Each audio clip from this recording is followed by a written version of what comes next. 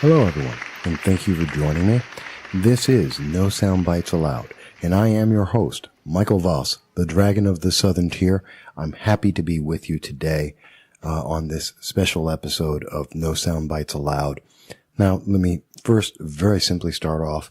The reason why this episode's out of our usual schedule is because, as many people may be aware, you may have seen it on Facebook or the internet, I will be speaking at SUNY Broome College in Binghamton, New York. And so that'll be on Friday, March 2nd between 11 and 1:30. And I'll be having a speech. It should be quite an interesting event. It'll be dealing with the First Amendment. And I'm in the process of writing the speech because I want it to be as current and as filled with current facts as possible when I have this speech. And so that's been taking up a lot of time. I've been working on it for several days, and I think it'll be a very good speech, and I invite everyone who's listening and everyone who's in the New York 22nd District, not just the Southern Tier, but the New York 22nd District, to come down to SUNY Broome campus and join us. It'll be at the Wales building in room 203B, and I think it'll be a fun and exciting time for everyone. I'll be speaking for about 45 minutes, and then I'll be taking questions from the public. This is open to the public. There is no cost. It is free. And I'll be taking questions from the public on any subject that I've covered over the last 12 years that you want to ask questions about. So it should be quite interesting. I'm thinking that part may be far more interesting than the speech itself, but I try for the very best. So that's been taking up a lot of time. There's been some personal activities that have been going on as well.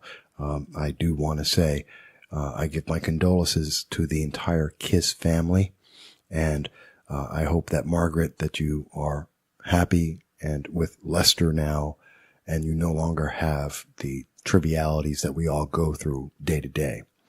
And so my heart goes out to the KISS family, who are personal friends of my family. I've known them all our lives, and we are sorry to hear about the loss.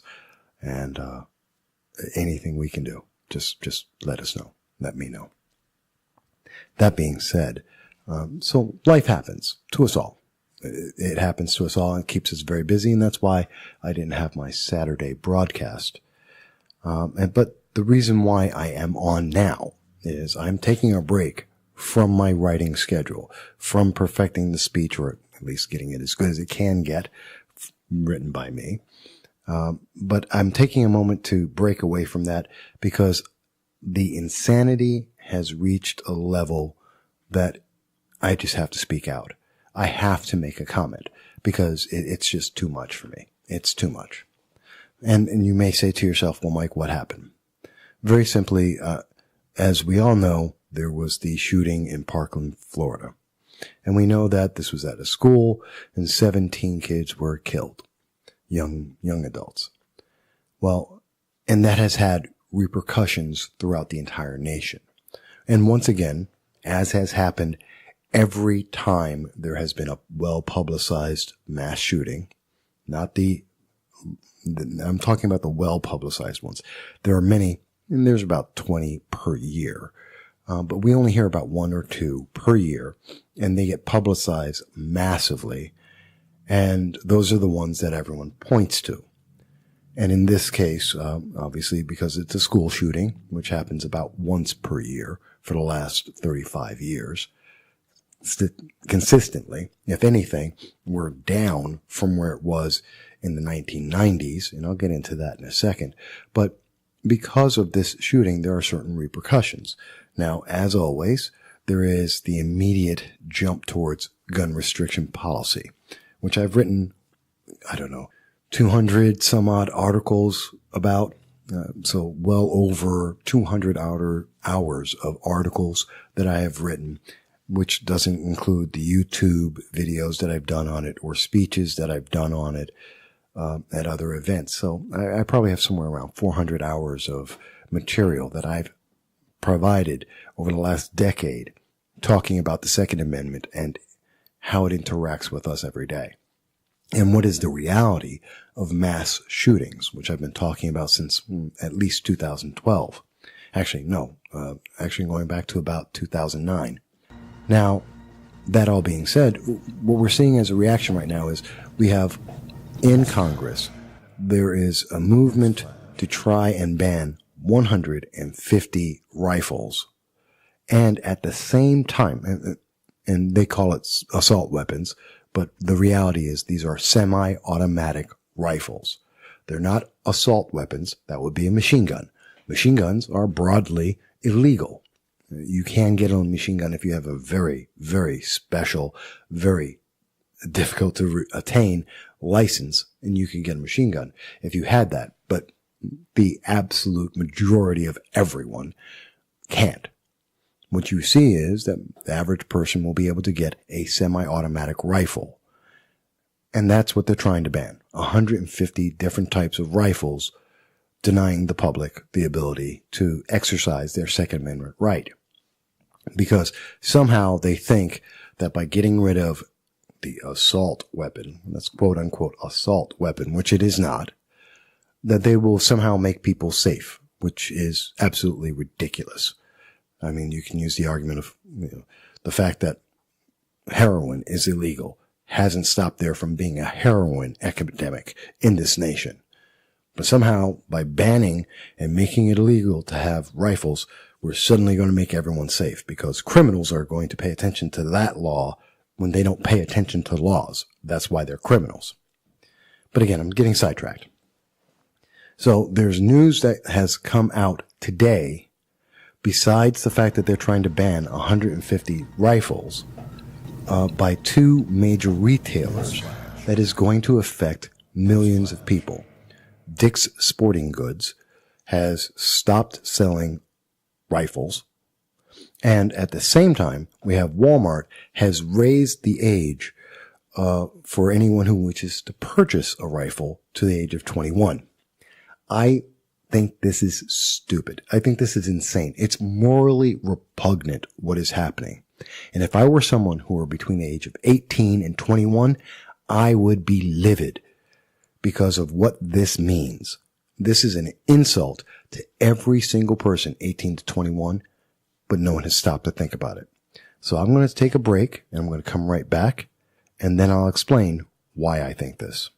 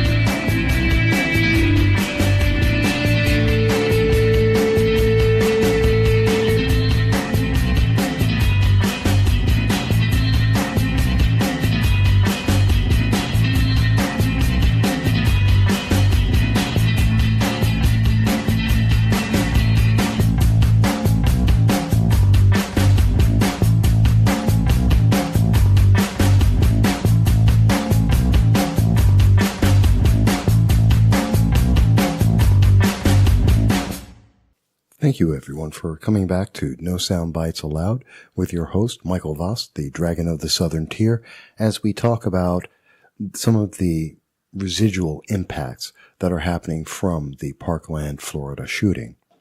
And it's a very touchy subject. And I understand that many people are very, very emotional.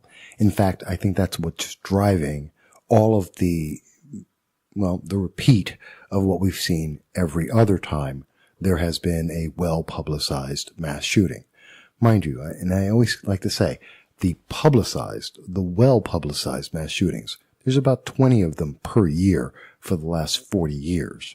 So this is not new. This isn't more or less. The only thing that's really changed is the fact that we have the internet and we have cell phones and we have text and tweets. So we can instantaneously talk about this, and we have a 24-hour news cycle that can continue to feed us this emotional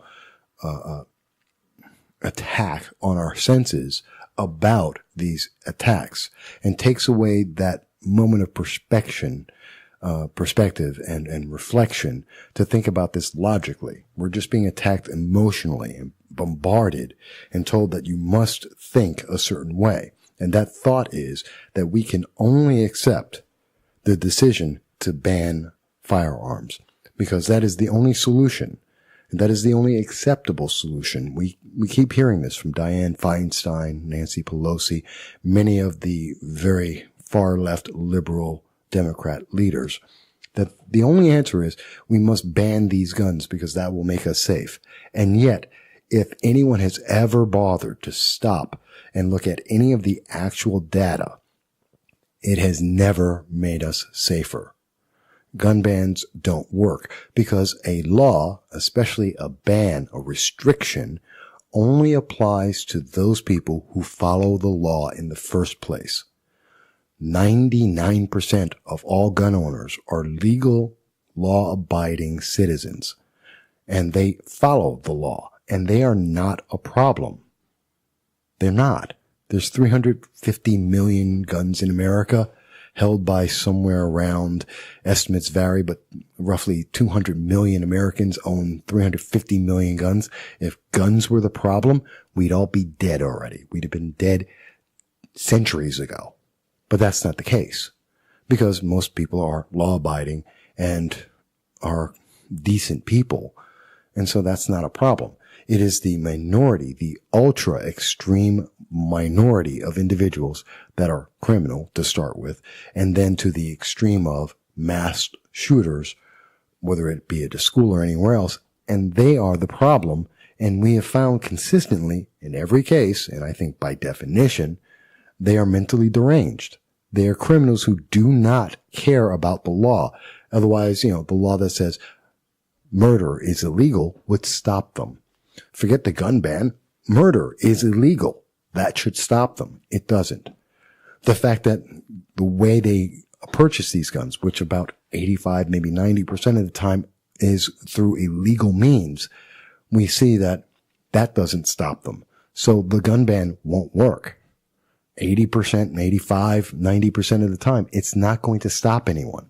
They want to ban certain individuals, and our government want to ban 150 guns. They want to take away the ability of Americans to exercise their constitutional right to protect themselves from the government. 150 different types of firearm, which they have targeted on semi-automatic firearms and some shotguns as well, based on cosmetics. The shotguns that are banned are based on the fact that they have pistol grips. That doesn't change the function of the firearm. That just changed the look of the firearm. And they're targeting these firearms based on their looks and someone's misguided perception, basically the Hollywood movie perception of firearms. And they think that, well, if we ban those, that will make us safe. Except on average, again, the numbers are there. The facts are there. About 1.2 of all mass shootings per year are with a semi-automatic rifle.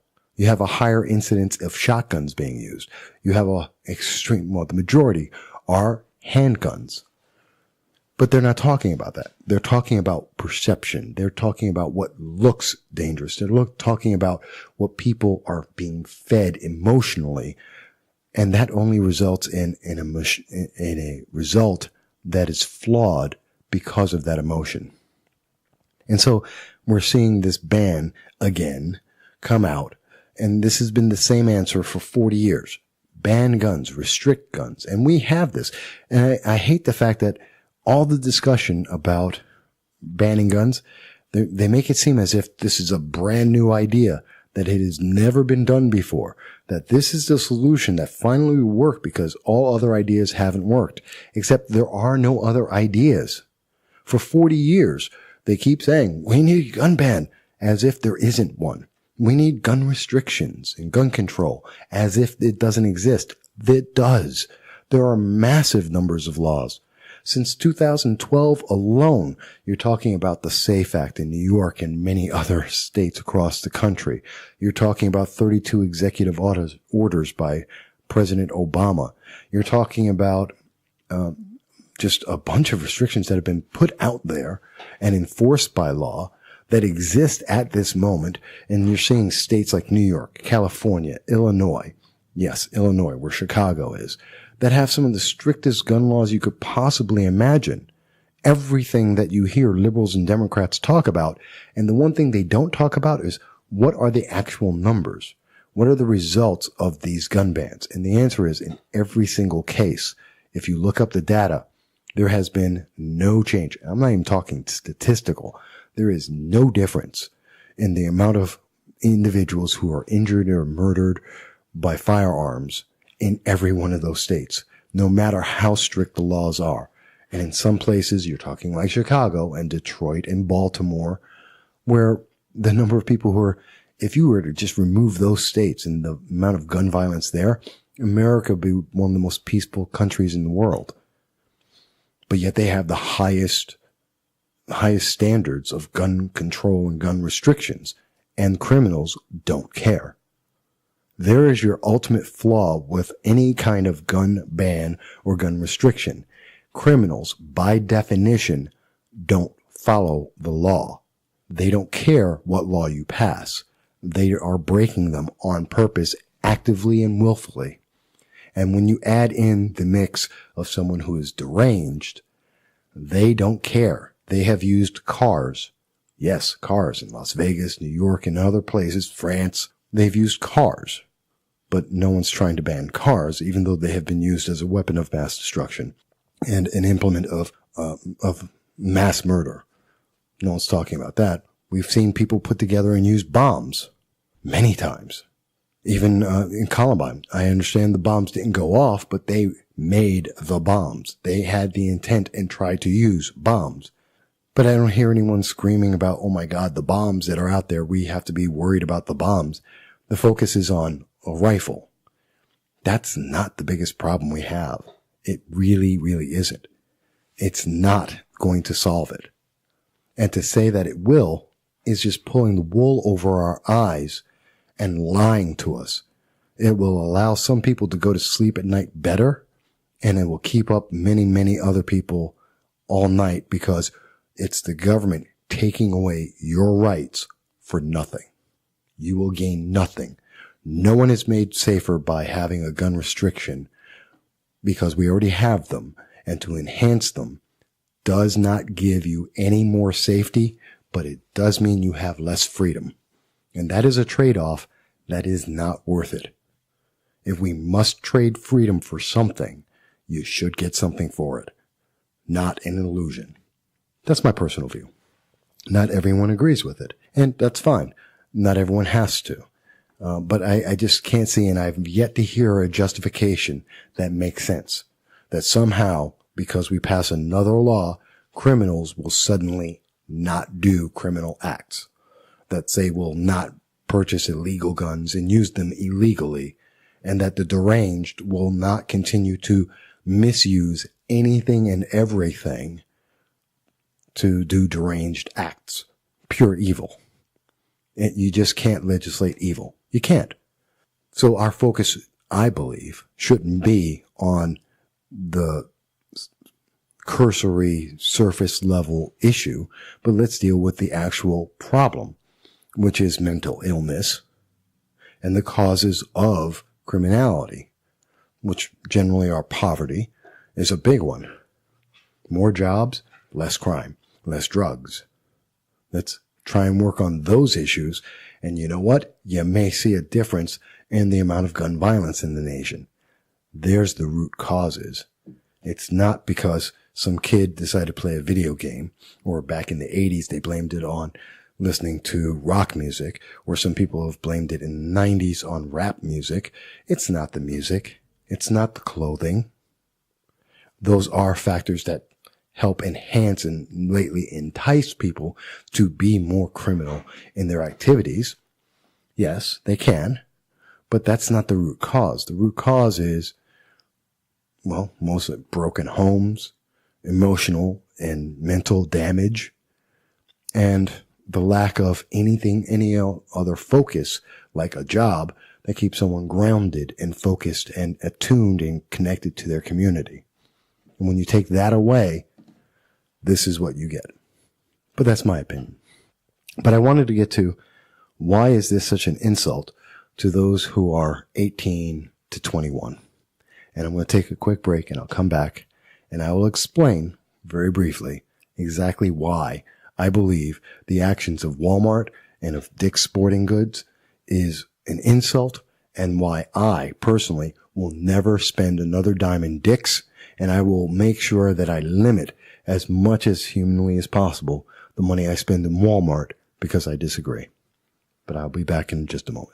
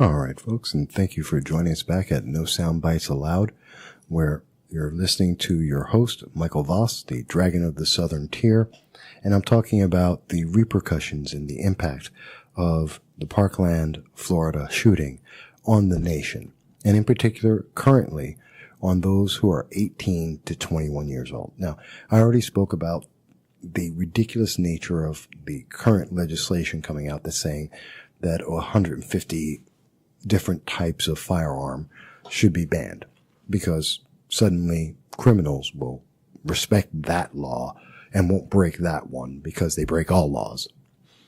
And that logic is specious at its best. But as part of also that law as well as the action of several retailers, we're seeing that there's an intent going around now being spread that says, okay, well, we need to raise the age limit of those who can own a firearm, in particular a rifle, from 18 to 21. And I personally find that insulting. I think it's morally repugnant to do that.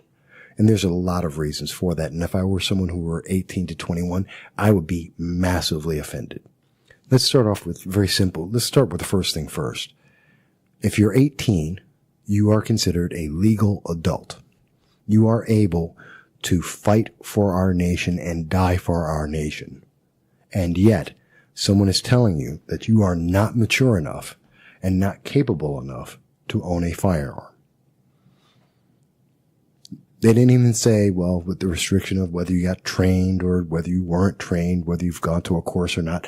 They just said that no matter what, whether you've been trained and raised with firearms all your lifetime, doesn't really matter. You are, because of your age alone, you are too immature to be able to own a firearm because one individual in one location at one time in this nation did something irresponsible. Think about that. If they were to say that about driving, imagine if someone said, well, because there was a kid in, I don't know, Wisconsin who was caught drunk driving and he had a drunk driving accident and someone was killed. Now, every single person between the ages of 18 and 21, if you're under 21, you can no longer drive without a parent or an adult, someone over 21 in that car. And that everyone who is 18 or everyone who's 21 or younger no longer has a right to own a vehicle. You can't own a car. You can't drive in a car by yourself, and you can't own a car because one person in one specific place at one specific moment in our history made a mistake or actively did something wrong. Because of that one person, everyone 18 to 21 must suffer. That is the logic that is being presented here. That is exactly the logic that is being presented here. And there are a lot more people, 18 to 21, who have drunk driving accidents that injure and or kill individuals than mass shootings. That is a fact. That is a daily, across the country fact. But you don't hear anyone saying that you have to be 21 to be able to own and or drive a vehicle. But that would make more sense than to say that your constitutional right should be denied for 3 extra years just because someone doesn't like it. Not because you're not legally an adult. They're still saying you're a legal adult. You're just not mature enough to be able to own a firearm. So that brings me to my next thought, which I think is very important, and why people who are 18 to 21 should be very upset. If you're not mature enough, according to these individuals, to be able to own a firearm, Dick's and Walmart and several of the politicians, mostly Democrats in Congress, are saying that you're 18, 19, 20, you're not mature enough to own a firearm. Wait a minute. You are mature enough, and yet you're still mature enough to make a decision to join the military and fight in wars and possibly be killed for your nation. You're mature enough to make a life-threatening decision like that for the better good of this nation. And I love every single person who does, because I did and my family did, and I thank you for doing that. But they're saying you're not mature enough to make that decision. Because if you can't own a firearm, how could you possibly decide whether or not you want to put your life in danger for anything if you can't decide whether or not you can have a firearm? Well, let's go a little bit further with that. So you're not mature enough at 18, 19, 20 to be able to own a firearm. But you are old enough and you have the constitutional right to vote. And that affects not just one person. It affects entire communities, entire states, entire nation. And because we are the United States of America at a national level, and sometimes even at the state and possibly even local level, that affects international communities as well. I mean, commerce, our military being a police force for many nations, whether that's right or wrong is not the question, our interests throughout the rest of the world. We affect the world. And who runs our Congress, who runs our presidency, who runs our offices, all of our elected offices, has an impact on somewhere between, depending on the level of government, somewhere between hundreds to hundreds of millions of people.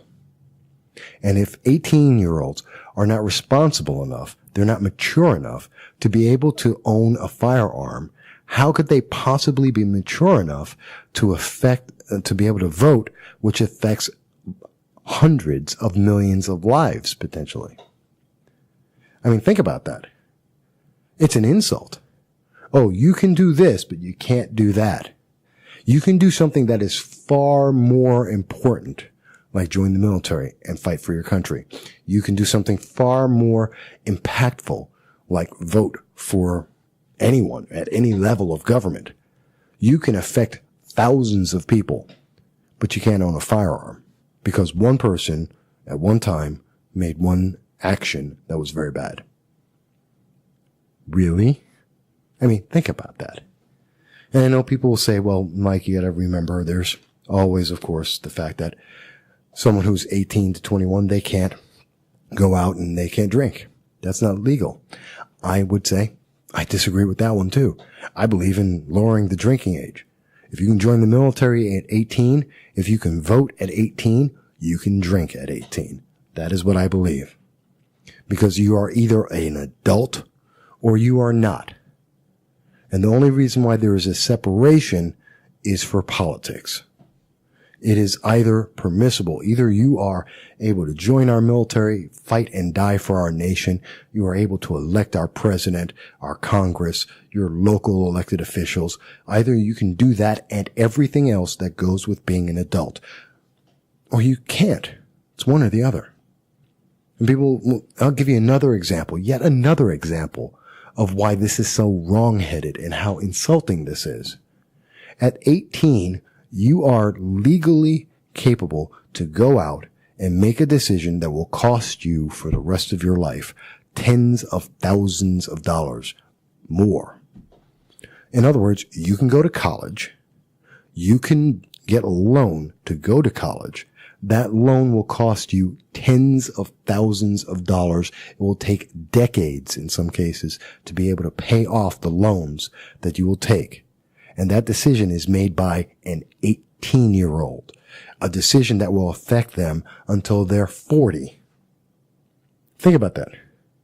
We say it's perfectly fine for an 18-year-old to make a decision that will affect their life until they're 40, but they're not mature enough to be able to make a decision about having a firearm. Really? I mean, does this make sense to anyone?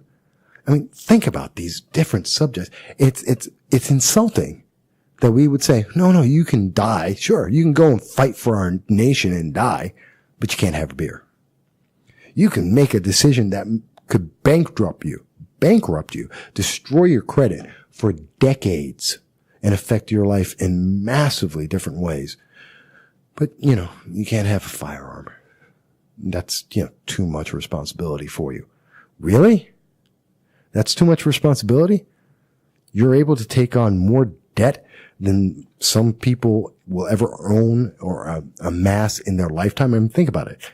The amount of debt that the average person who goes to college assumes is more money than I believe it's 1/4 of the entire world will make.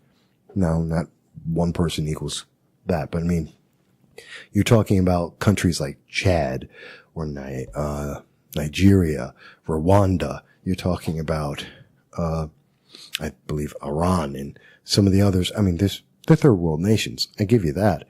But you're talking about the cost to go to college. That debt is more than if you were a person in that nation that those people will make for decades, in some cases their entire lives. We're talking about large amounts of money. It may not sound like large amounts of money because we're Americans and we're used to having a very high quality of life. But anywhere else in the world, these are massive numbers. And you're saying that that an 18-year-old, a 19-year-old, a 20-year-old is able to make this life-changing decision, because going to college or not is a life-changing decision. And taking on the debt to go to college is a life-altering fact. And it will affect many people, whether it could be their parents, their friends. It affects a lot of people. And they're able to make that decision. But they're not able to make a decision about owning a firearm, irregardless of whether they've been trained, what their capabilities are. Blanket answer is no, you're not mature enough. You're not mature enough to do that. But you're mature enough to vote. And by the way, you should vote Democrat. Really? Because Democrats like you. Democrats are for the people. They take care of people. Democrats are the ones that are saying that 18-year-olds are not mature enough to be able to do that. Well, and as much as I'm pumping up those who are 18, 19, 20 years old and saying that they're very responsible, I also take it from the other point of view. And let's take the other side of the argument. Okay, 18-year-olds aren't mature enough to be able to own a firearm. They probably also, and that same logic means that they're not mature enough to have a car. They're not mature enough to make a decision about taking on debt and going to college and making a decision about what career they're going to have for the rest of their lives. I'd even go so far to say is if you're going to go that line of logic, then 18 to 21-year-olds, they're not mature enough to buy Tide Pods. That's right, Tide Pods. The very item that some of the youth of today are going out there and they're smoking it as a vape, and some of them are going out and just eating it. And if you're not responsible enough and intelligent enough to not eat a Tide Pod, you definitely don't deserve to drink, vote, join the military, or decide whether or not you should take on debt for anything, let alone own a firearm. I agree with that. So if you're going to go with that blanket statement, then you know what? You want to go and buy laundry detergent? Bring your parents. You want to have a car? Have an adult, someone over 21 in that vehicle, and you can't own it. You can't join the military, you can't drink, and you can't vote. And of course, you can't own a firearm. If you want to go that route, then let's go that route all the way. Don't do it halfway. Don't half-ass it. If that's what you believe about people who are 18, 19, 20 years of age, then be honest and say that. Tell them to their face, this is what you think of them. But don't do it halfway. Don't play this little game of, well, we'll let you do these kind of things because they benefit me, the elected official, and I want to be reelected. So I'll give you this, but everything else I'm not going to give you because it doesn't help me. Because it doesn't help Democrats and liberals to allow someone to have a firearm. No, not when they oppose it. That gives them one less vote. It doesn't help them if they have someone drinking because, well, that doesn't necessarily help them vote. It may have pissed off their parents, and therefore their parents won't vote for that official because they said that. I mean, it's insidious. But at the core of it is this very clear understanding that the liberals, the progressives, the Democrats are saying that 18-year-olds, 19-year-olds, 20-year-olds are irresponsible and cannot be trusted with life decisions. And at the same time, they are encouraging them to make life-altering decisions when it comes to college, when it comes to debt, and when it comes to voting. That's playing the game to their advantage. That's just self-serving. That is morally repugnant. And I want everyone who listens to this, who are between the age of 18 and 21, think about that for a second. Think about what they are saying you can do and what you cannot do, all because they are saying at the core, they are saying you are not mature and responsible enough to be able to do it. And think about it for a second and say, really, Is that not self-serving? Is that not repugnant? Is that not insulting? And is it not wrong? It is the wrong decision. Either the youth of today are capable of these things or they are not. Let's be honest with ourselves. And if that is the discussion we have to have as a nation, then let's have that discussion as a nation. And let's have everyone vote, including the 18 to 21-year-olds, and let them get involved in the vote too. And let's see what they think at that moment when we say we're going to take away their right to vote. We're going to take away their right to be able to drive and own property. We're going to take away their right to make decisions about their own lives. Let's see how well they like that. Let's have that vote. And if you don't want that, then you're not being honest. And you're not being consistent. And you're playing a game with people's lives. And that's wrong. That is wrong. But I wanted to get all this off my chest because, as I mentioned, I'm writing a speech on the First Amendment. I'll be speaking at SUNY Broome campus in Binghamton, New York. And I'll be speaking on Friday, March 2nd between 11 a.m. and 1:30 in the afternoon. I invite everyone to come down. It's open to the public. I do want to get back to writing that speech, but I absolutely wanted to take a moment just to, I suppose it's a rant, and go over that a little bit and talk about it. And I recommend to people, Dick's Sporting Goods, boycott it. Boycott Dick's. If they can't respect individuals' rights and the constitutional rights that we have, then they can't respect the money that I have either. They don't deserve it. I wouldn't give it to them. I suggest you don't either. And as for Walmart, I would never buy a sporting item from Walmart ever. And if I could help it, I wouldn't buy food from there or anything else. If they can't respect 18-year-olds, 19-year-olds, 21-year-old American citizens who are willing and able to go to fight wars, to allow them to be able to be the commercial entities, the capitalist entities that they are, and make the profits they make, if they can't respect that enough to allow legal adults to make legal decisions, then they really don't need my money. But that's my opinion. These are my thoughts. Please let me know what yours are. Tell me how you feel. And I hope to see you on Friday. I thank everyone, and I hope you have a great week.